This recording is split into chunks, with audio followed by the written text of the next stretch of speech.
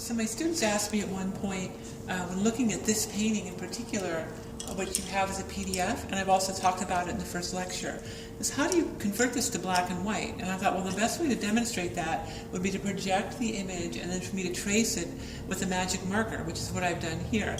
I'm not really going to break down all the layers here because I've done that previously, but what I am going to do is talk about a couple particular details about the layers that are important, and we'll talk about how I broke this down into black and white, okay? For one thing, you'll notice in the painting, and this is very important, these wedges. Layers, again, they don't have to be large. Another thing that's important is the overlapping. Notice here how this doesn't come down here. The water cuts in. That's a depth cue. It's a tiny sliver of a depth cue, but it's a depth cue.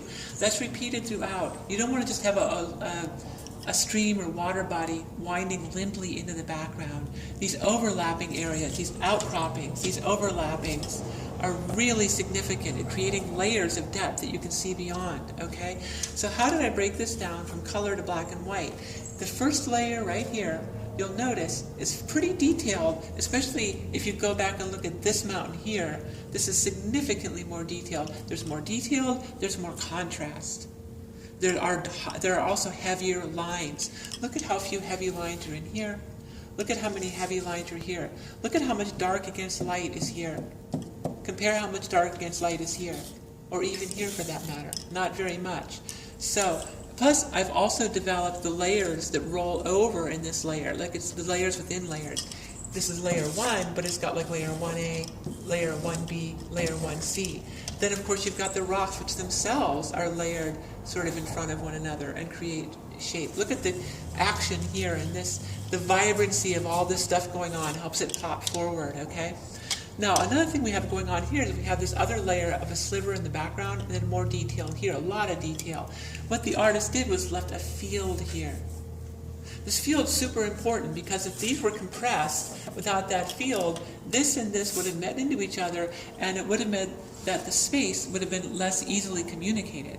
But leaving this field here helps separate the layers of space. That means your detailed areas are here and here with a simple band in the middle, okay? So now we get back to this layer here, which if you look at my original lecture, you'll talk about what layers they are.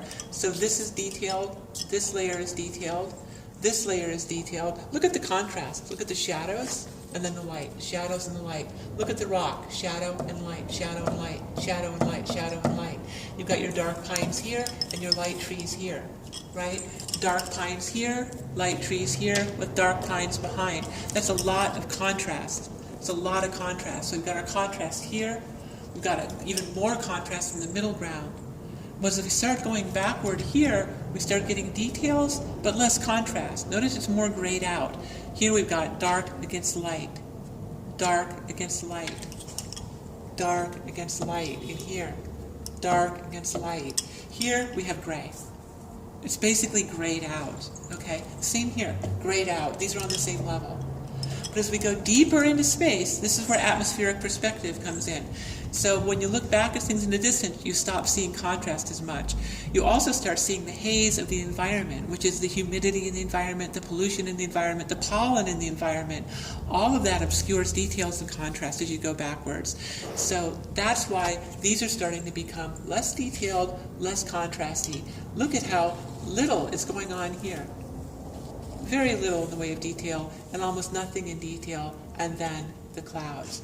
So that's essentially how I broke down a full color painting into a black and white image that works, while also thinking about the layers that we discussed in the first lecture.